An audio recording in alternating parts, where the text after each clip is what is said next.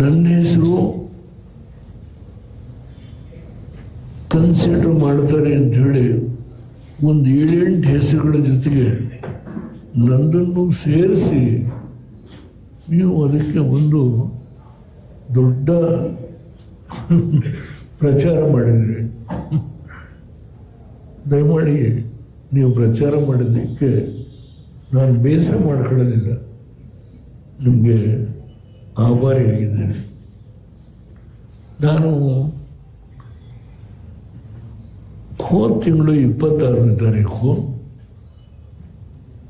Agriculture minister ಬರೆದಿರತಕ್ಕಂಥ ಪುಸ್ತಕ ಮೋದಿಯವ್ರ ಬಗ್ಗೆ, ಅದನ್ನು ಮೋದಿಯವರು ಈ ಪುಸ್ತಕ ದೇವೇಗೌಡರೇ ಬಿಡುಗಡೆ ಮಾಡಬೇಕು ಅಂತ ಹೇಳಿ ಅವ್ರ ಪತ್ರ ಬರೆದ್ರು ನನಗೆ, ನೀವೇ ಬಿಡುಗಡೆ ಮಾಡಬೇಕು ಅಂತ.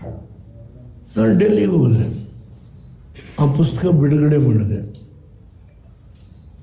ಬಿಡುಗಡೆ ಮಾಡಿ ನಾನು ಯಾರನ್ನು ನೋಡಲಿಲ್ಲ, ಇನ್ಕ್ಲೂಡಿಂಗ್ ಕ್ಯಾಬಿನೆಟ್ ಮಿನಿಸ್ಟರ್ಸ್ ಇದ್ದರು, ಕೆಲವು ರಾಜ್ಯಗಳ BJP ಮುಖ್ಯಮಂತ್ರಿಗಳಿದ್ದರು. ನಾನು ಒಬ್ಬರ ಹತ್ರ ಮಾತಾಡಲಿಲ್ಲ. ಅಗ್ರಿಕಲ್ಚರ್ ಮಿನಿಸ್ಟರ್ದು ಪುಸ್ತಕ ರಿಲೀಸ್ ಮಾಡಿದೆ. ಅವರು ನನ್ನ ಬಗ್ಗೆ ತುಂಬ ಎತ್ತರಕ್ಕೆ ನನ್ನ ಬಗ್ಗೆ ಮಾತನಾಡಿದರು.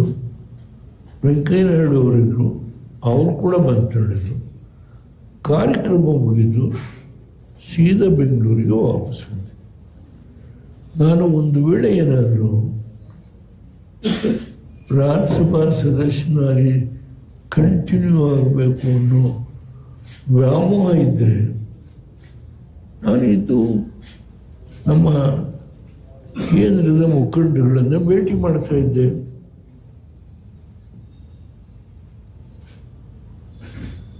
ನಾನು ಸೀದಾ ಆ ಕಾರ್ಯಕ್ರಮ ಮುಗಿದ ಮರುಕ್ಷಣದಲ್ಲಿ ಬೆಂಗಳೂರಿಗೆ ವಾಪಸ್. ಈ ಮಧ್ಯದಲ್ಲಿ ಕುಮಾರಸ್ವಾಮಿಯವರು ಒಂದು ಹೇಳಿಕೆ ಕೊಟ್ಟರು, ನಾವು 18 ಜನ ಇದ್ದೀವಿ, ನಾವು ರಾಜ್ಯಸಭಾ ಅಪೇಕ್ಷೆ ಮಾಡಲ್ಲ.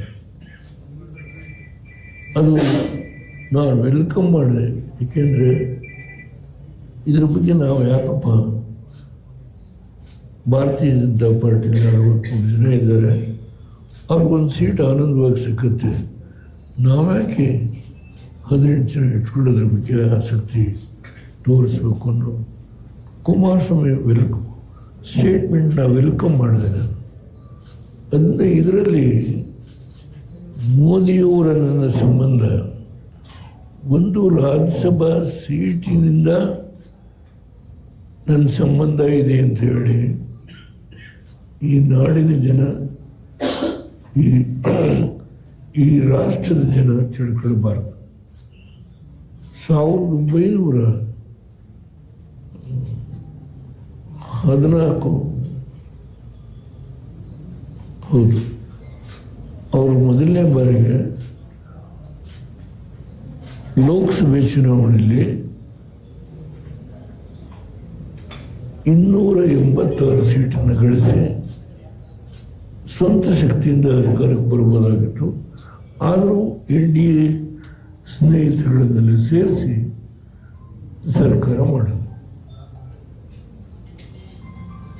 ನಾನು ಅವರು ಮುಖ್ಯಮಂತ್ರಿ ಆಗಿದ್ದಾಗ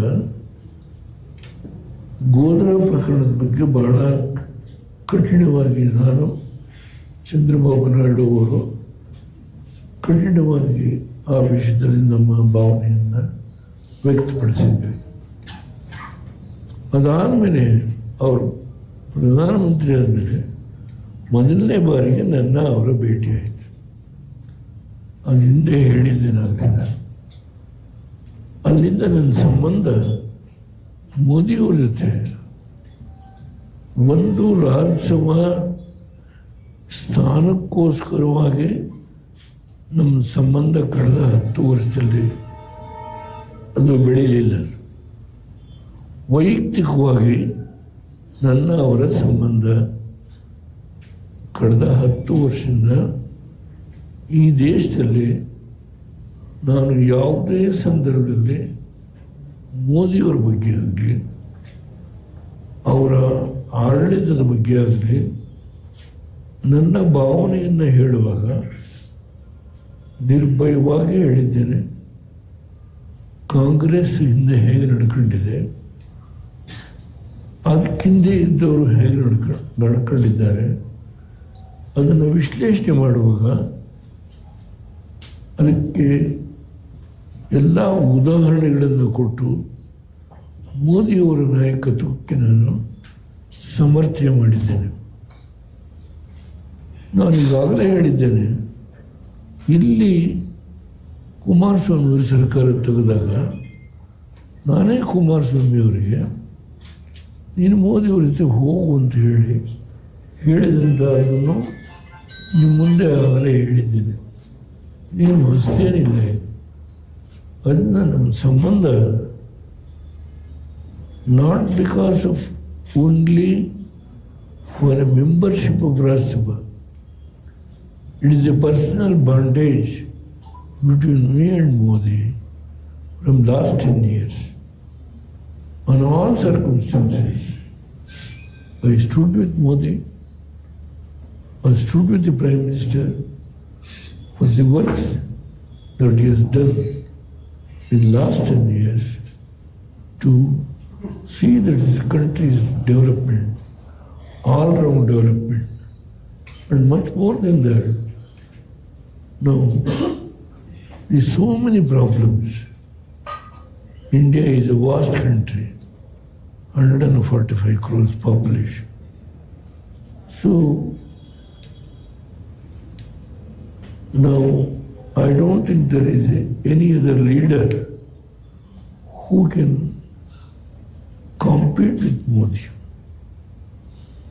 from my India. Let us be frank. So, not only the overall development of our country, he said in 2040 or 45, 5 trillion our economic growth ಆ ಹಂತಕ್ಕೆ ತಗೊಂಡು ಹೋಗಬೇಕು ಅನ್ನೋ ನಮ್ಮ ಆರ್ಥಿಕ ಶಕ್ತಿ, ಡಿಫೆನ್ಸ್ನಲ್ಲಿ ನಮ್ಮ ಶಕ್ತಿ ಎಷ್ಟು ಹೆಚ್ಚಾಗಿದೆ, ಹೀಗೆ ಹಲವಾರು ವಿಷಯ ಹೇಳಬಹುದು. ವಿದೇಶದಲ್ಲಿ ಇವತ್ತು ಮೋದಿಯವರನ್ನು ಒಬ್ಬ ನಾಯಕ ಅಂತ ಗುರುತಿಸಿದ್ದಾರೆ. ಇದು ಬರೀ ನಮ್ಮ ದೇಶದಲ್ಲಿ ಅಷ್ಟೇ ಅಲ್ಲ, ಹೊರ ದೇಶದಲ್ಲೂ ಕೂಡ ಮೋದಿಯವರ ಬಗ್ಗೆ ಒಂದು ಎತ್ತರದ ಸ್ಥಾನ ಇದೆ. ಆ ಮಟ್ಟಕ್ಕೆ ಬೆಳೆದಿರತಕ್ಕಂಥ ವ್ಯಕ್ತಿ ಇನ್ಯಾರೂ ಇಲ್ಲ. ಅದರಿಂದ ನನ್ನ ಅವರ ಸಂಬಂಧ ಕೇವಲ ಒಂದು ರಾಜ್ಯಸಭಾ ಸೀಟಿಗೋಸ್ಕರ ಅಲ್ಲ, ಅದು ವೈಯಕ್ತಿಕವಾಗಿ ನಾನು ಅವರ ಜೊತೆ ನಿಕಟವಾದ ಸಂಬಂಧವನ್ನು ಬೆಳೆಸ್ಕೊಂಡು ಬಂದಿದ್ದೇನೆ.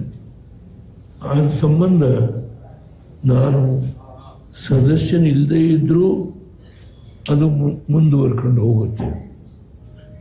ಕೇವಲ ರಾಜ್ಯಸಭಾ ಸದಸ್ಯ ಸ್ಥಾನದಿಂದ ನಮ್ಮ ಸಂಬಂಧವಿತ್ತು, ಇಲ್ಲಿ ಮುಗಿದೋಯ್ತು ಅನ್ನೋ ಪ್ರಶ್ನೆ ಇಲ್ಲ.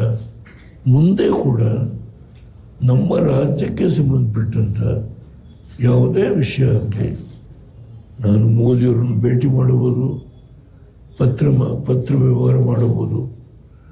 ನಾನು ನನ್ನ ನಿಕಟವಾದ ಸಂಬಂಧವನ್ನು ನನ್ನ ಜೀವನದ ಕೊನೆಯ ಘಟ್ಟದವರೆಗೂ ಅದನ್ನು ಮುಂದುವರಿಸ್ಕೊಂಡು ಹೋಗ್ತಾನೆ. ಅದರಲ್ಲಿ ಯಾವ ವ್ಯತ್ಯಾಸ ಇಲ್ಲ. ನಾವು ಇಂಡಿಯಾ ಜೊತೆ ಸೇರಿದ್ದೇವೆ. ಇದು ಕೇವಲ